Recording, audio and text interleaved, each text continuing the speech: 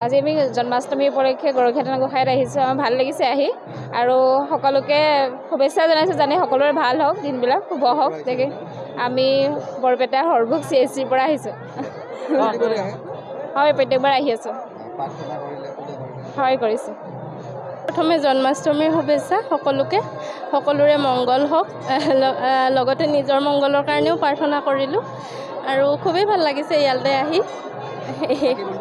হয় হয়, সেই বছৰটো যাতে কুশলে যায় তাৰে। হয়, আহি আছোঁ, যেতিয়াৰ পৰা আহিছোঁ। হয়, আজি বিশেষ হিচাপে সময় পাইছোঁ, আহিছোঁ, ভাল লাগিছে। ঠিক আছে।